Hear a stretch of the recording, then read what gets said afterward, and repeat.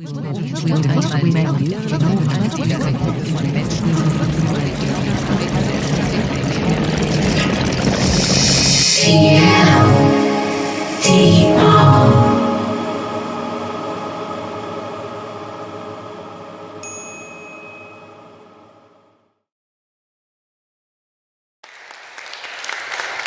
they will start with a short video introduction about the topic. So please roll the film.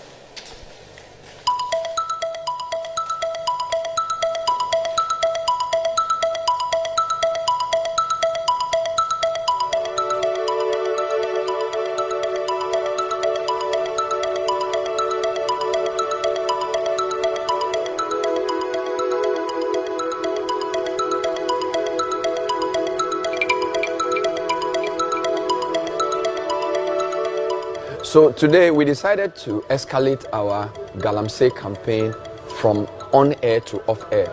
For the past couple of years, we've been doing many reports on air talking about the inimical effects of illegal small-scale mining, the pollution of our water bodies, destruction of farmlands, the denigration of societal values, kids involving in mining and all those things. But we felt that that was good, but people needed to be brought face to face with the Galamsey issue. So we've launched the Stop Galamsey Now campaign, and we've put out 5 specific demands we want the government to do. But what we did was, staff of City FM and some volunteers went out in the morning to distribute leaflets and some t-shirts, essentially for people to see what this Galamsey thing is about. It's one thing hearing a radio or TV, watching a TV program talking about Galamsey. It's entirely another thing seeing a journalist in the streets, in the hot sun, distributing a leaflet saying that let's get involved. I feel a lot of people are detached from problems.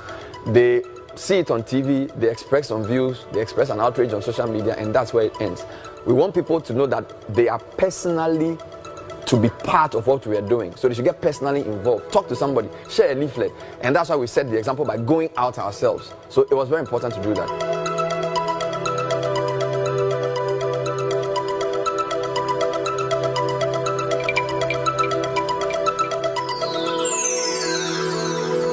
So this morning on social media, someone asked me why we're making so much noise about Galamsey and why we're not in the villages talking about it and educating people about it. And I thought that was a very interesting question, because I feel like social media wields a lot of power that a lot of us are yet to realize. Each person who uses Facebook, Instagram, Twitter, has one relative in some village somewhere who they can talk to, who they can influence, and who they can tell about the Galamsey menace. So we got to start from somewhere. We have to begin the conversation and let other people pick it up. And for those of us in the media, that's our job. We have the mouthpiece, we have the opportunity to reach millions at a go, and that's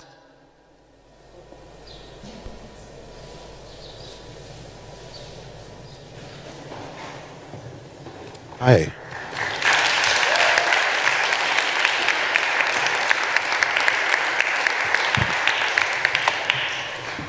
Hello? Hello? Okay. My name is Philip. I'm here with my colleagues. So just a quick introduction. So my name is Apioko Ashong Abe. My name is Sandis Tate. My name is Nathan Kwao. And my name is AJ Sapon. And we will be speaking about social activism and Ghanaian media, inciting change with digital tools. And we'll just be telling you about some of the work that the Ghanaian media have been doing, especially with digital tools, and getting people to stop being on their seats and actually getting into the streets and getting some change that they request for. So just a brief history about media in Ghana. So prior to 1993, which seems like ages ago, there was only the state-owned, government-controlled radio television network, which was the Ghana Broadcasting Corporation. I always have these very interesting memories of how at 7 o'clock or at 10 o'clock, when the TV or GBC is off, there's no more television for anybody to watch. It's pretty interesting. But yeah, we'll get into that later. For print, however, there was also and still is the Daily Graphic and then the Ghanaian Times. So basically, this is what we used to exist with in terms of access to media. Things have changed, however, over the last couple of years. Radio, TV, print have changed remarkably. Currently in Ghana, there are about 354 functioning radio stations. TV, there are 53 which are functioning at the moment. And then there are over 120 registered print media houses, with about 45 of them in active circulation. How does it work, basically, for a lot of media houses? It's really, really simple and straightforward. Most of them are owned by politically exposed persons.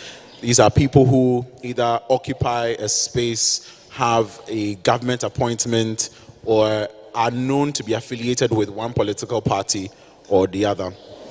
There's also a conglomerate concept whereby most of the media houses, or some of the media houses, are basically affiliated with other businesses owned by some individual or a group of individuals. Quite a number of them that are currently operating in Ghana. And some of them are also linked, very interestingly, to financial institutions or the financial sector. So there are banks and there are savings and loans companies, which basically are connected with, the media houses.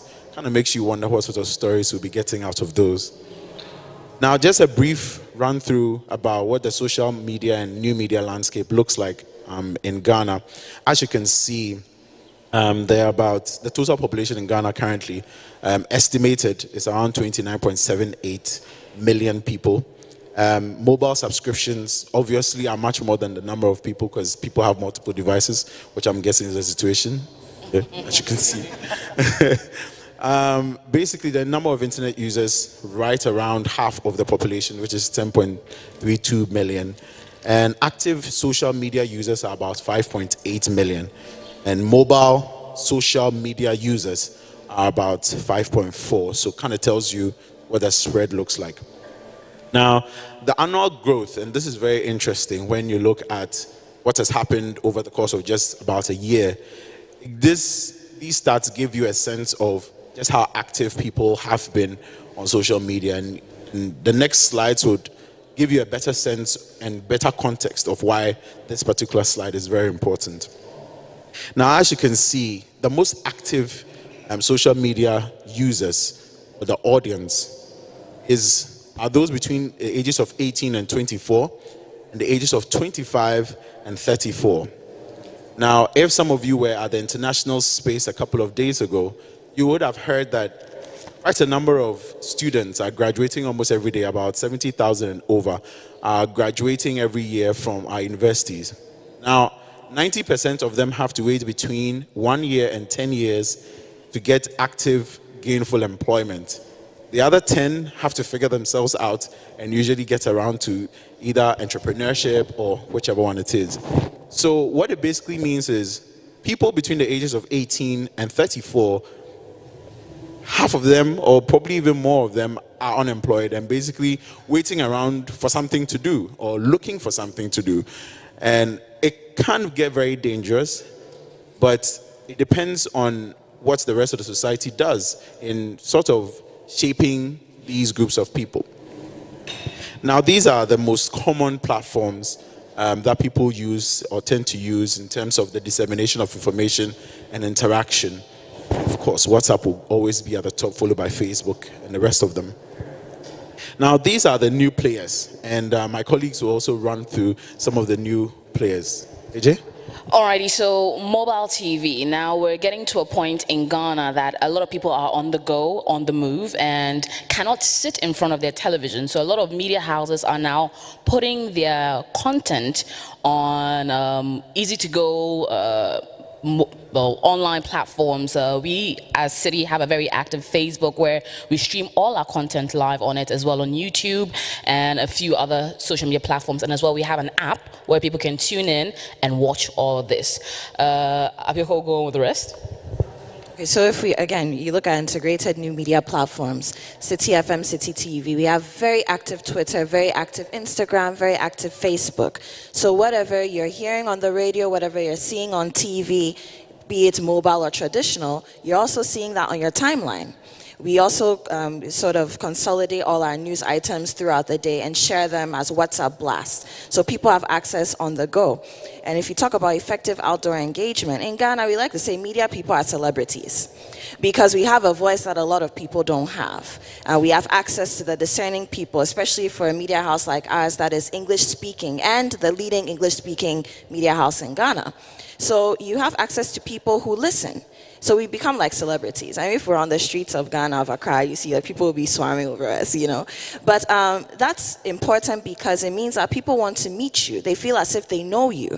And so we have all these events that allow people to come to us and sometimes tell you problems that they might not necessarily be able to say over the radio, on a phone call, or send you in a WhatsApp message. They want to tell you personally. And these outdoor engagements give us the opportunity to do that. And also to meet communities of people that we probably wouldn't know of if we're just sitting behind a microphone or in front of a camera. Okay, so Sandy, Nathan, maybe Sandy, social media. So when we speak about coordinated social media strategy, so we're thinking 360. Wherever it is that the audience is, we will go there. So as AJ mentioned, if we do have an audience interested in our app, definitely we need to package content and send something there for them. If it is Twitter, they are on. If it's Facebook, wherever it is. And WhatsApp is just tremendous. You know, we have all of these WhatsApp groups, and what we try to do is we just put the news plus the links to our website, because sometimes someone might not have been on Facebook all day, not on Twitter, not on Instagram, but WhatsApp, surely, definitely, you will get them there. So it's a 360 thing. Whatever it is that the media seeks to tell the public, to campaign for, to change, we just make sure we are on all the platforms where we can find the people that we want to change something about, or we want to incite them to make some kind of change. We don't leave anything out. And so, I mean, on the issue of understanding new media audience metrics, it's also very important that you change with the times. If your metrics suggest to you that more people are engaging with you on Facebook as compared to Twitter, then you have to necessarily change your strategy to align with distributing content on the platforms that are most engaging, at least for your audience. Now, these are some of the strategies that we typically tend to use. So most of them are media-led activism, which we'll be getting into quite a number of them. There's media support for community-led activism as well. So if a community, or we realize that a community is very passionate about something, they typically tend to send us a text message or a WhatsApp message. What we tend to do is to sort of go ahead with them and help them sell their message to the rest of the world, especially if it's something that we believe in. We constantly ask questions because that is our job. We analyze as well. We have quite a number of documentaries that we produce on almost a weekly or monthly basis. We also have a number of special reports that we put together, and then we have editorials and a number of online campaigns, social media, and infographics, some of which you'll be seeing in just a few minutes. So exactly who are we? Nathan? Well, I mean, we've already introduced ourselves, but yeah, we work with City FM and City TV now. These are the platforms across which we work, on TV, on radio, and online. So if you visit citynewsroom.com, you'll find all the things we do there, be it a campaign to get something changed, a topical story, a video, a documentary, all the things that are available for us to push a message across to get that change. Because Ghana is such a country that if you don't shake the authorities, things won't get done. And these are the platforms in which we put out our message, we hold authority to account, and we demand the things they are expected to give us as a citizen. And people sometimes bring out their queries, their issues. We channel them through these platforms, TV, radio, online, and then we engineer the change we'd like to see in our society. So let's get to some of the activism that we've been very much engaged with. Just enjoy this very quick video and then we'll come back to the issues.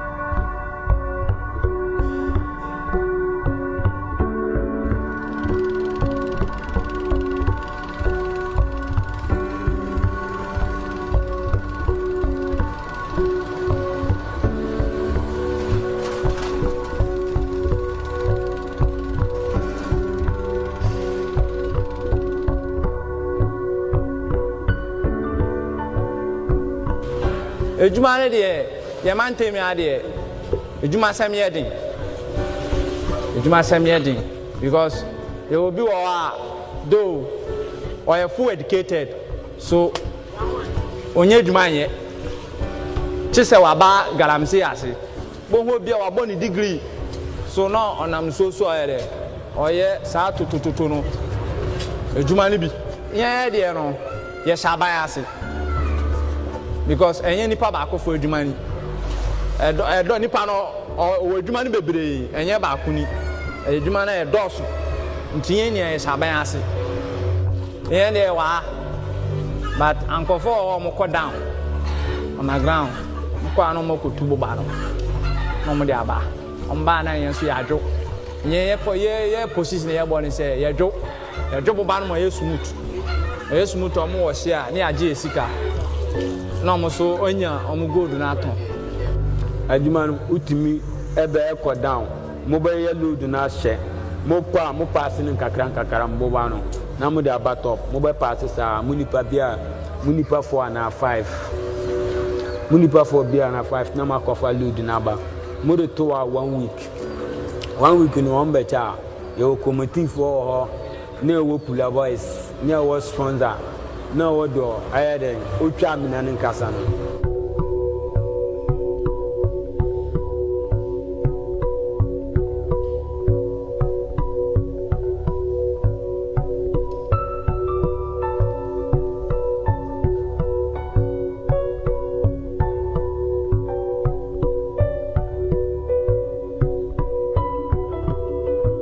We have a responsibility to pass on to the next generation water bodies that are better than we made them, not worse than we made them. So that was my understanding. Secondly, go back into history.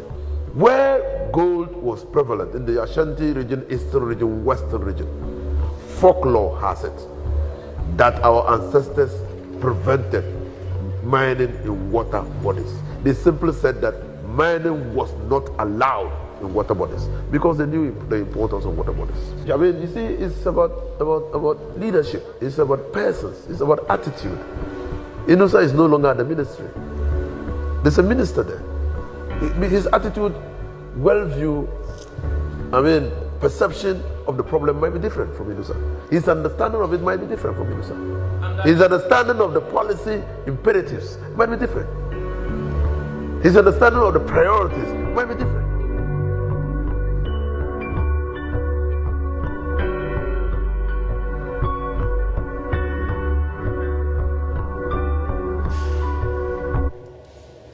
So that was a video that, as part of the campaigns that we're doing on Stop Galamsey Now, that was just one of the videos that we put out. We put out a number of videos, we did a number of campaigns, but some of these videos were responsible for getting governments to take action eventually. So why did we start this campaign? Well, our river bodies and our water bodies were basically being destroyed literally like every second. People will not have access to drinking water.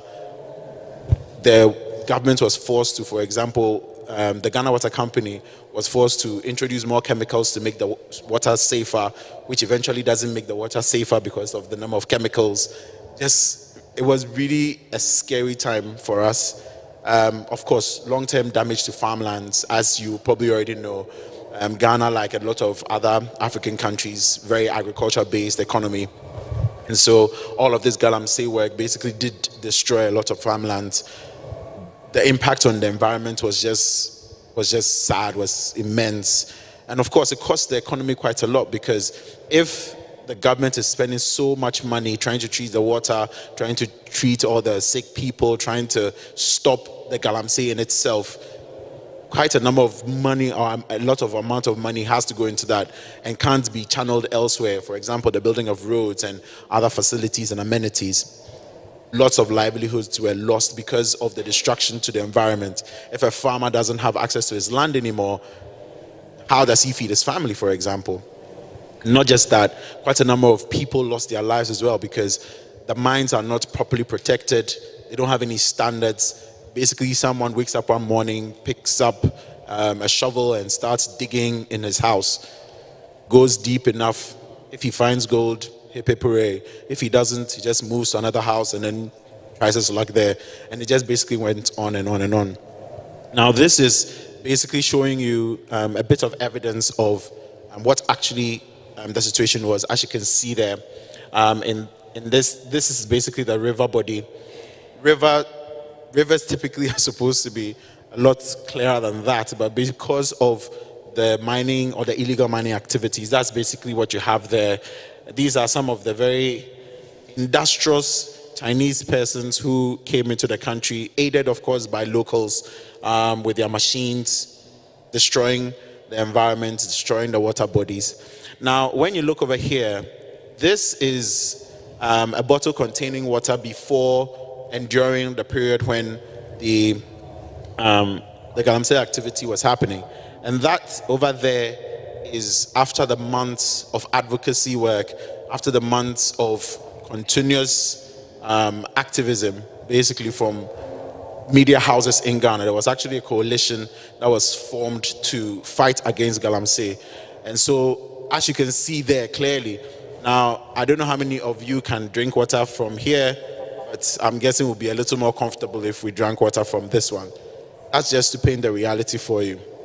So what exactly did we do? These are some of the infographics and some of the things that we did.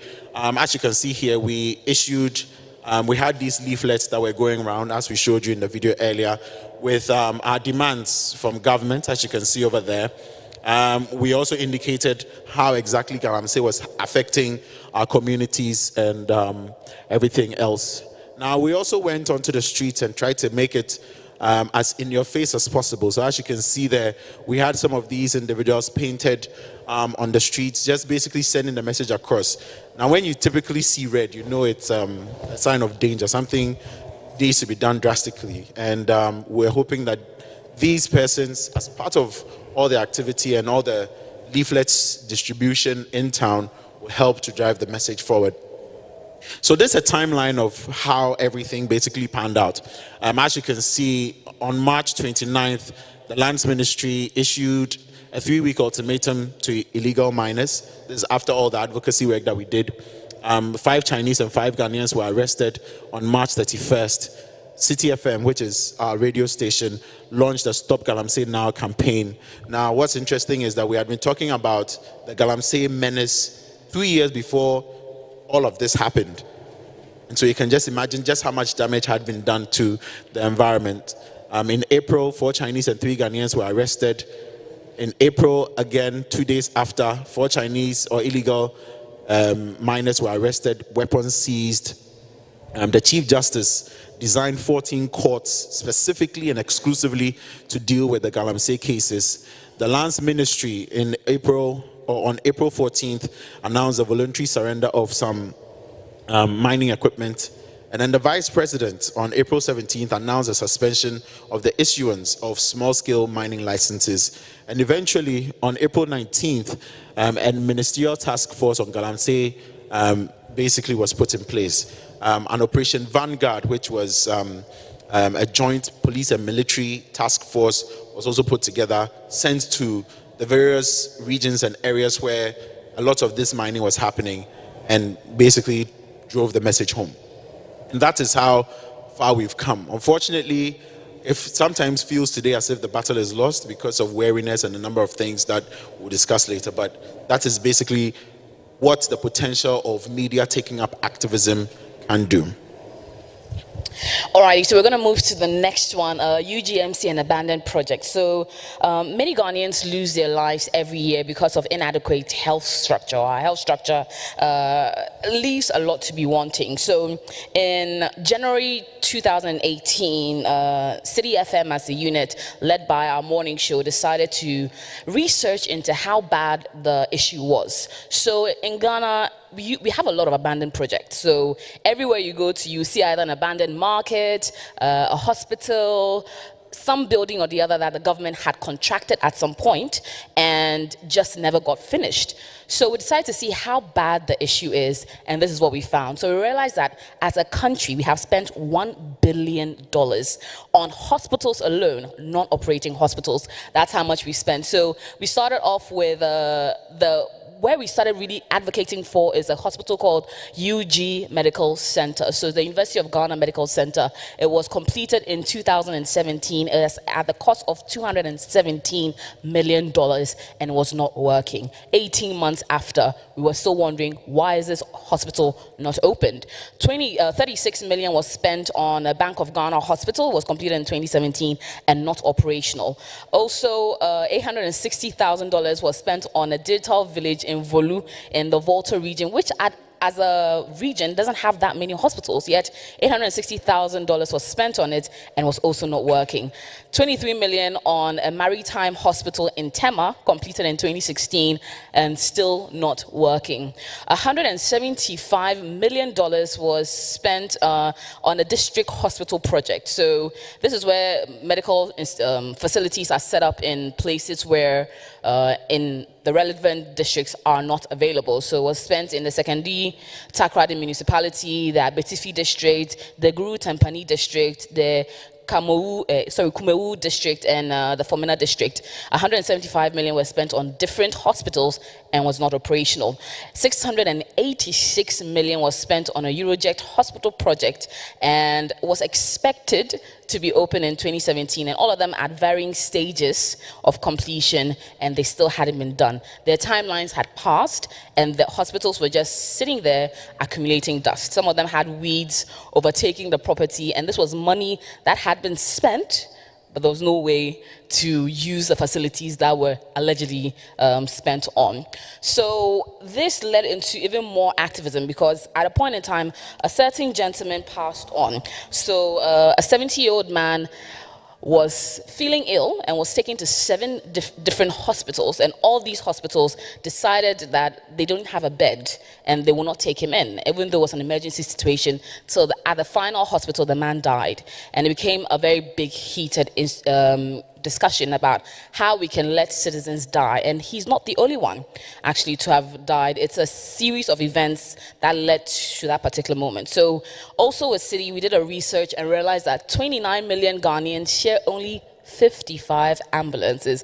So usually what happens when you're ill or you have an emergency or an accident is you're put in a taxi and then you're taken to the hospital. That is, if there's a hospital around you in the first place.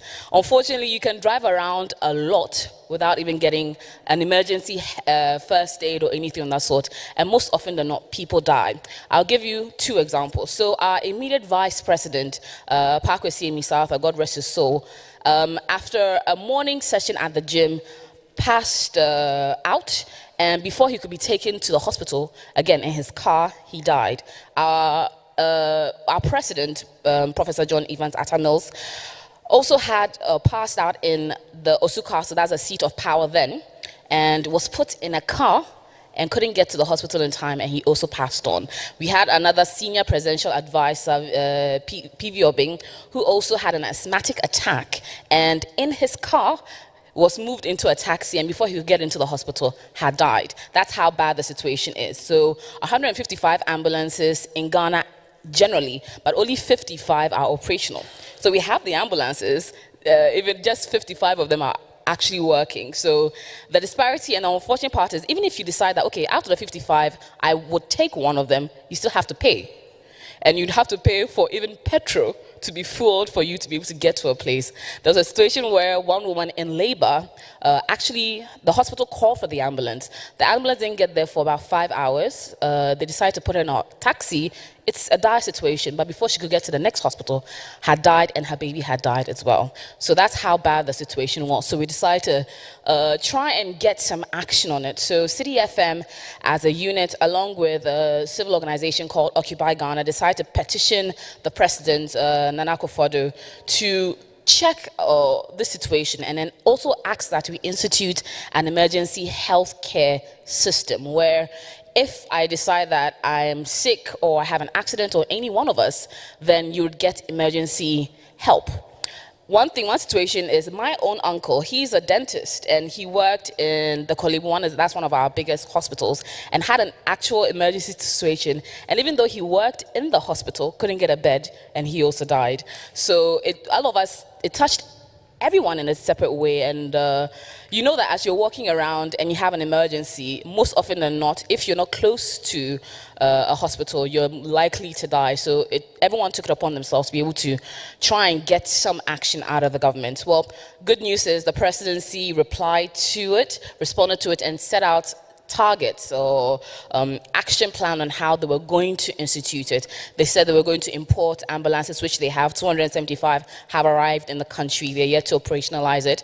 And as well, we have, they've given out timelines. Some of the timelines have passed, but the president, in his last State of the Nation address in February, stated that it will be done, and the abandoned projects all across the country will be concluded. So we'll be keeping an eye out on that one. So the initial situation that started it off was the UGMC. That's a $217 million institution that was not operationalized. So we kept on hammering on it so much that after 18 months, the government finally gave in and opened the institution. Take a look. Why? Interim chairman of the management committee, Dr. Anefi Asamoah-Ban, explains. This is not your ordinary hospital. In fact, this is meant to be the highest referral center in the country. So the teaching hospitals are even expected to refer cases to this facility. So it is important that this facility is not swamped or inundated with conditions that can be managed in other facilities.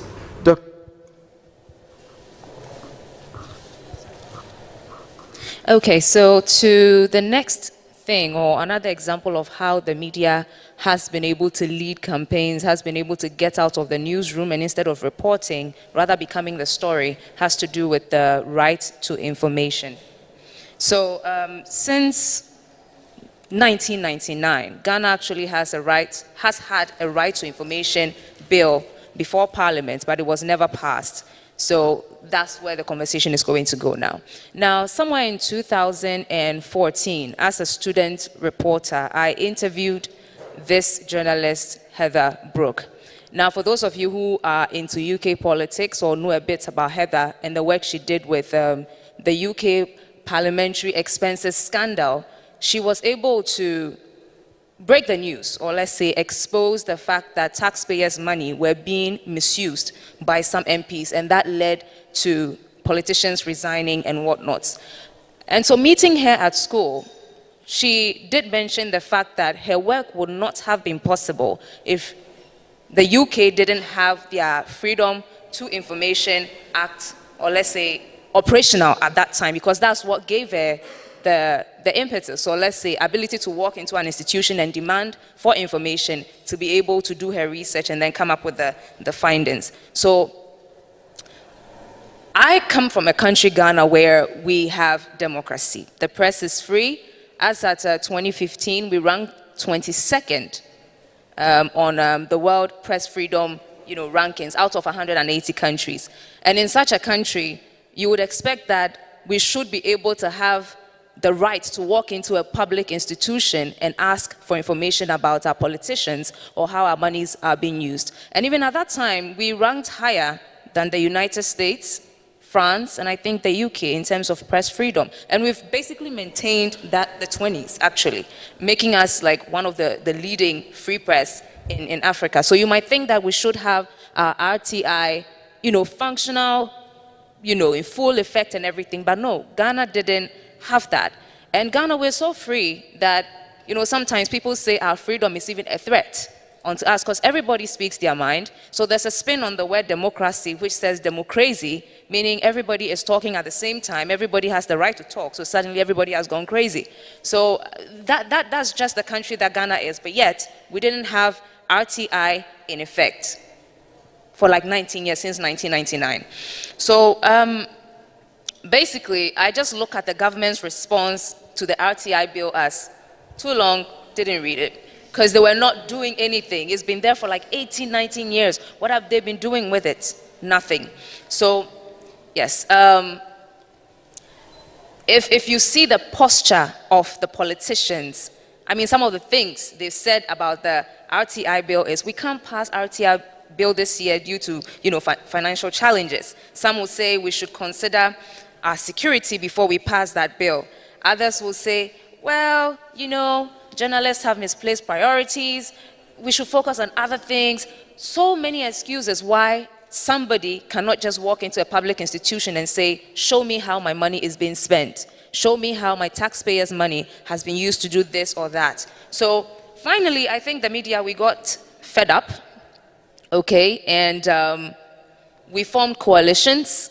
I mean, there was an existing coalition years ago, but the recent ones, I think, had more success because of how much digital tools were deployed in the campaigns. And that's a fact. So there was a coalition for the media. There was also another coalition. I mean, we got about 20 civil society organizations involved in this, to try to push for change. Now, you might ask, what were we doing? Like, what did we do? What were the tools and everything? So we basically just ganged up. That's the coalition we formed. We got some superhero costumes. You will see photos very soon. And then we created a hashtag, pass the RTI bill now. And then, of course, lots of selfies and photographs, other photographs, yes. And that campaign was called the Red Friday. So when I was talking about the superhero costumes, I was basically referring to red. So people in media, people who worked in press, every Friday or designated Fridays would wear red tops or red clothing, okay? And then we'll show up at work and we'll keep chanting, pass the RTI bill now. And that's what we did persistently. And so the hashtags and the selfies have the power if you still use it. They still do have power. And it was not just about photography, of course. Infographics are very popular in Ghana, so we always use infographics to give people an understanding of where we are and where we're going, what they need to know.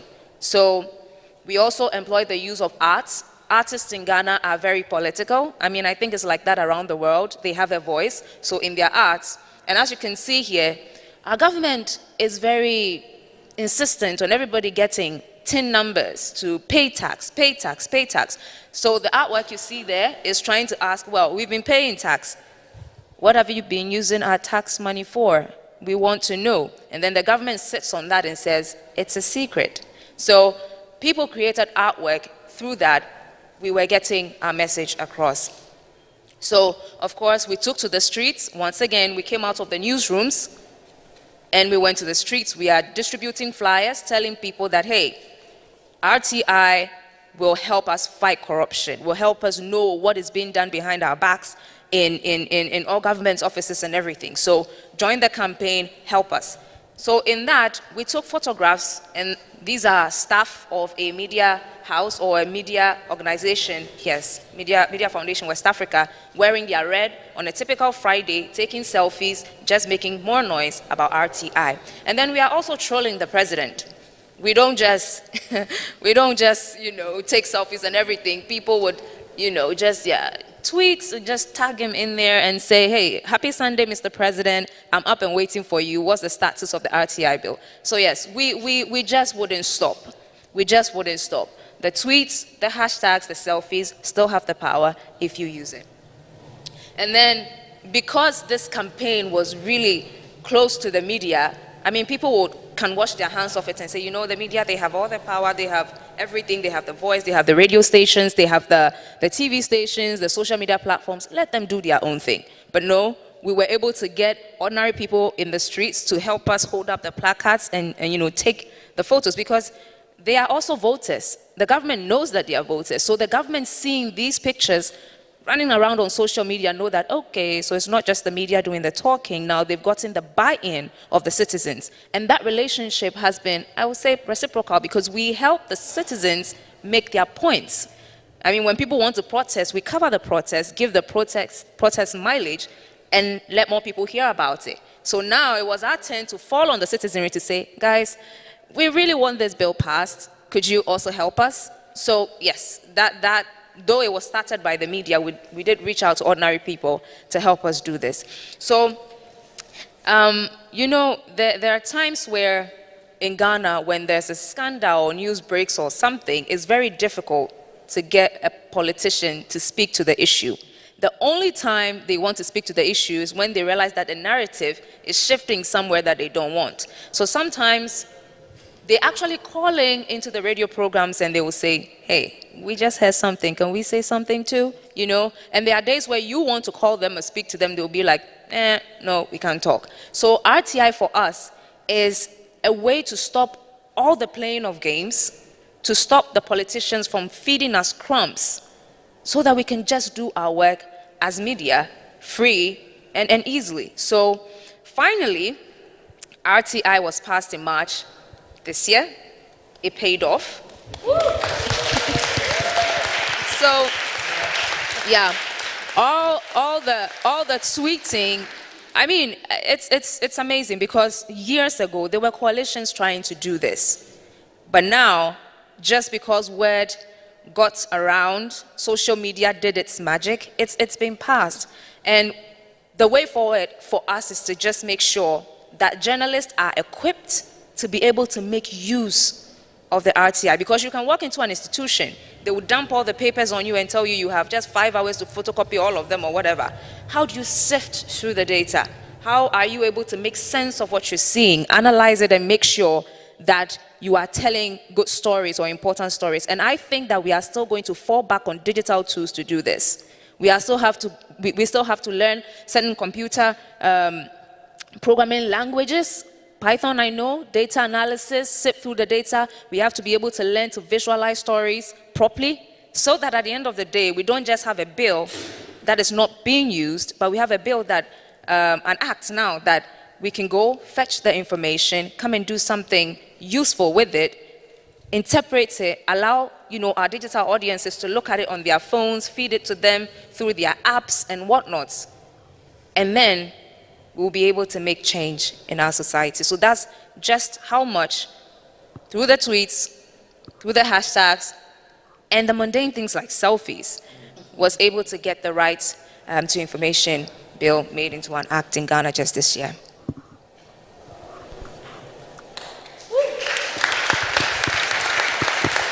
.3 City FM. Relevant radio, always.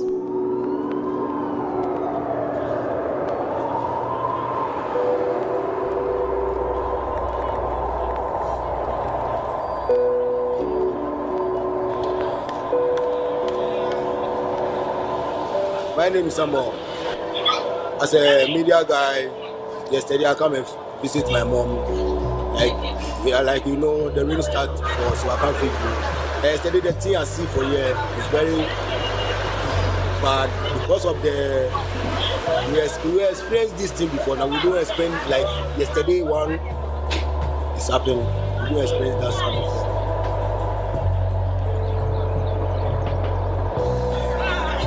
My name is Dana Enyona Mankra. I'm from Mankra School.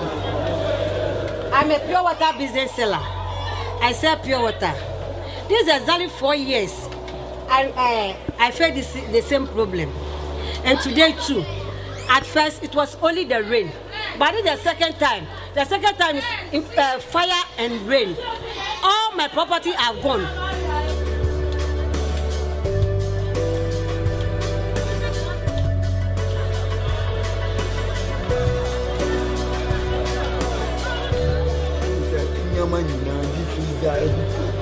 Yeah, 1, 2, 3. I see them. Yemfashi.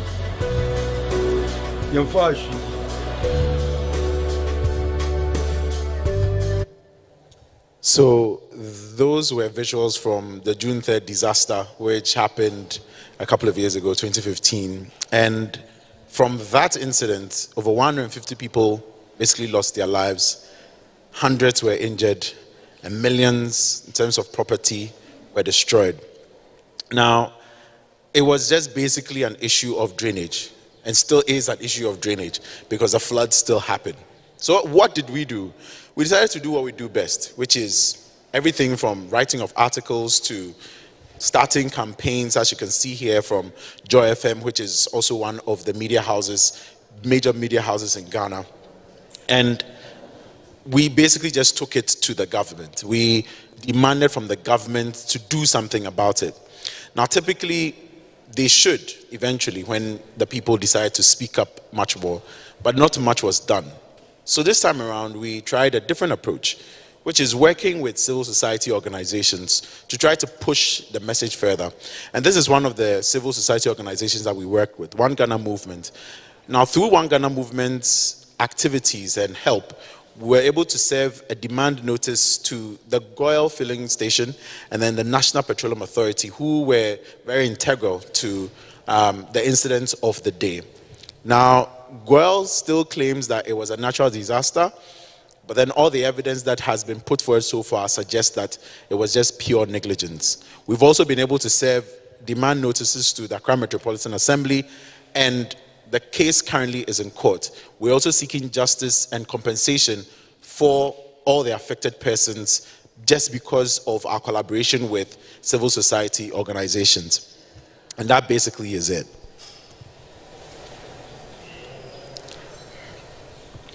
So next thing, tramadol. Does anyone know what tramadol is? Painkiller, very powerful painkiller. Okay, it's very popular in Ghana, much of West Africa. We went to a rally at trade fair.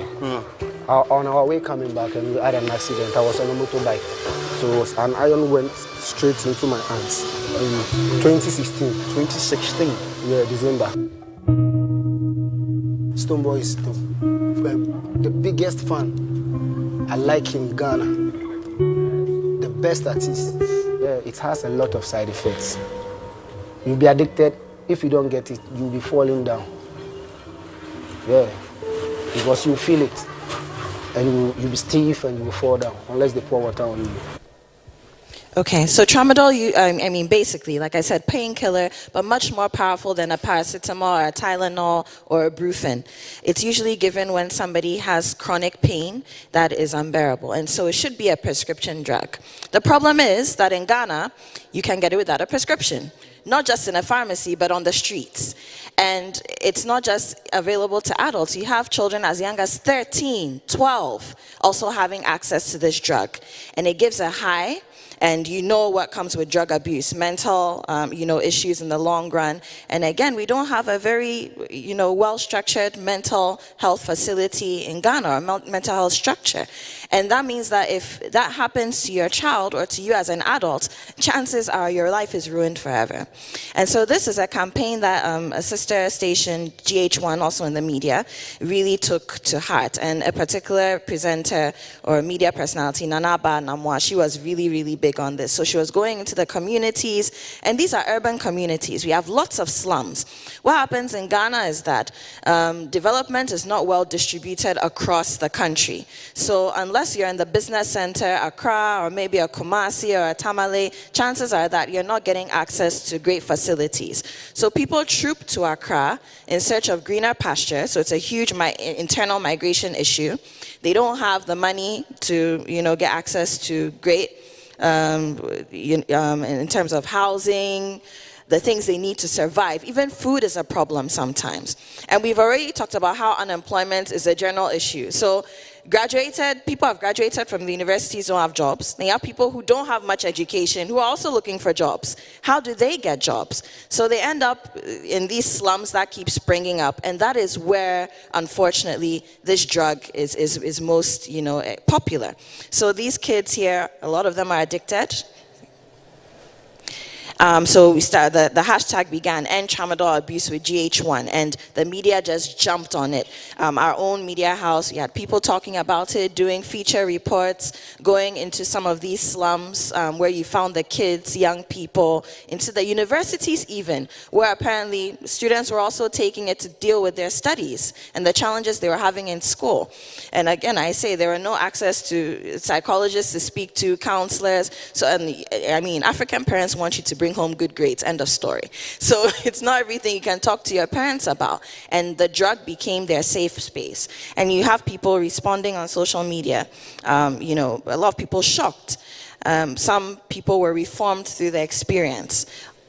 People are tweeting at the president, at the vice president, at the first lady, the second lady, people who are powerful in society. Just an amazing time. And, before this, if you look to the far right, you see that what happened was that there was a national forum that came out of this. Finally, the government came out, the Food and Drug Authority came out, the Medical and Dental Council came out, and they said, let's talk about this. Let's see what we can do because it's hurting our young people. And then finally, what happened? The health ministry banned not just tramadol or restricting access to tramadol, but banning codeine cough syrups. Because through this campaign, we learned that was another thing that people were using to cope with their issues. So now the Food and Drugs Authority in Ghana, came up with this. So they banned codeine cough syrups and then they restricted access to tramadol. So now, if you need to get some tramadol, you need a proper prescription from a licensed health professional. Power of social media and digital tools. Yeah, so in addition to some of the things that the media house would drive, there are some of the other things that we help the communities to do. I think we skipped that. So other things like matter of the footbridge in Adenta. And Adenta is a part of Accra. What actually caused this was that on a particular highway, there was no footbridge and people had to cross with cars running at full speed. Somebody got knocked down, the person died. The citizens got very upset. They rioted, burned tires all over the place until government responded. Now there's a footbridge there. On the Tema motorway, for example, the motorway is in a very bad condition. Now the users got upset. Now to cross the motorway, you need to pay a toll as you enter. And if you are exiting, you pay another toll. Now, on one morning, the users of the road said, we won't pay anymore because we are paying, the roads are bad, we're having accidents, there are no lights. So it was a very big issue. They said they would not pay the tolls until government did something. And then the last one, bring back our girls. Now, in the western part of Ghana, in the last few months or in the last few years, incidences of kidnapping of girls had become very prevalent. We are still dealing with one major case. Now, because of that case, the media house started a campaign, Bring Back Our Girls, forcing government to follow up on where these girls were, prosecuting the perpetrators of the crime if they were found, and ensuring that, would have a response. Because even though this matter is still not resolved, we still need to drum home the message. And these are things that the citizens have done. And the media, together with our digital tools, are helping them get responses from government. But it's not been smooth. There are challenges. Now, the biggest challenge we faced is that government sometimes won't do anything. You will talk, you will write, you will put out your infographics, do your reports, Facebook, Twitter, Instagram, whatever. and government still won't follow. And you have to keep talking, leading to sometimes the story being monotonous, because every morning you have to say the same thing. The other challenge we faced is with partisan politics and interests. Now, remember the video we watched on the illegal mining? Remember we saw some Chinese people there? Now, these days, most governments in Africa are very good friends with the Chinese government. Now, if there are Chinese people in Ghana doing what is wrong, the government is in a bit of a fix. Now, do they go after the Chinese people and risk incurring the wrath of the Chinese government whose money they want, or they allow the people to do what they want? Because if we go after them, the Chinese government gets upset. So that's a very big challenge. You are dealing with a matter, but government will look at its own diplomatic interests, financial interests, and say, you know what? I can't do anything, because if I bite the hand that is giving me money, we are not getting anything. So there's that. And the third challenge is the disconnection of the middle class. Now, in every society, you have those at the very top, the middle, and the end. Now, in Ghana, the people in the middle class are those who are largely well off. They are fine. They don't have too many issues with electricity, water, whatever. Unfortunately, those same people are the ones who are very good friends with the politicians, the policymakers, the people who can make things happen. Now, because they feel comfortable, they've checked out and they've left everybody to their fate. They have the power to push and to make things happen. If they are disconnected, a lot of the noise gets into a vacuum. There's nobody getting to government, or there's nobody prompting government informally, because maybe the person is a minister's friend. When that person talks, the minister might listen, but he's checked out. He doesn't care. He lives in a plush part of Accra and he's okay. And then you ask yourself, how much is too much? For how long will you keep talking about one thing whilst there are a million other problems to handle? So it's always a challenge we face. And then a lack of general citizen interest. Sometimes you are pushing something for a group of people and they don't even care, because they are dealing with the basic bread and butter issues. Somebody wants money to buy food, he wants water, he wants lights.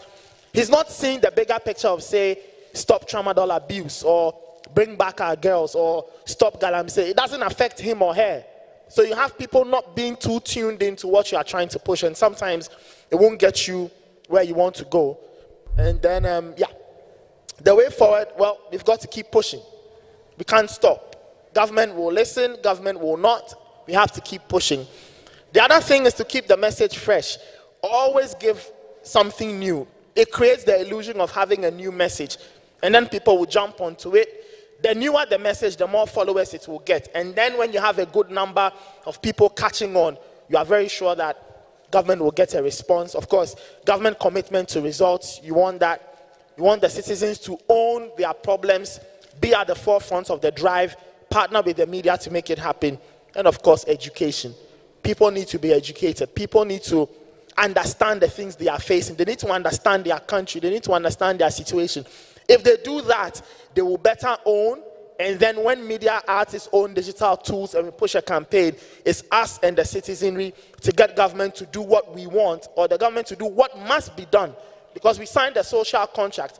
I gave you a vote to sit in parliament or to become a minister. You need to make things work for me, because that was the deal. Once I give you that, you give me what is due me as a citizen. So we feel that if we keep doing this, we marry them with the right digital tools, great use of the internet, great use of great writing, everything put together, we feel that we can advocate more and cause greater social change in Ghana. Right, so I'm sure everybody here knows about Christiana Mampos of the CNN. Recently, she's been talking a lot about the media's commitments, like where our priorities lie, and is it about being neutral, as in we just go out there, be in the field, or in the newsrooms, and we are just doing our work as reporters, or it's our commitment rather to the truth. She says she would rather go for being truthful and not neutral. And whenever I think about this, I just come to a place where I interpret it as, that's my own understanding of it as well, as, we don't have to always stay in the newsroom and just say, let's report what one side is saying, let's report the other as is. Sometimes we can also go out there in the streets and be part of the story, because we have the information, we have the tools to interpret that information. we have all of these resources at our disposal as media houses. So we can join the advocacy anytime we feel like it. That is what I think. I mean, of course, there will be critics who have other things, other opinions. But I think in Ghana, that's what we do there now, because we know we are the agents of change. And so we need to come out of the newsroom and do some of these things ourselves. At City, usually when we are having our news meetings, usually we start by saying, okay, this program comes next. What are we going to talk about on there? What are we telling the people? This and that. But now, we can actually sit down and have a conversation to say, today in Ghana, in Accra, what are we changing? We are no longer just putting stories together or plotting news programs or documentaries or features. We are starting with this very essential, basic, primary question. What are we changing today? What are we changing this week? What are we changing this month? What are we changing this year? So, yes, that's how we move from just being neutral to actually addressing the truth. And the truth is, we need help. We need to get things done. We should get out there. Thank you.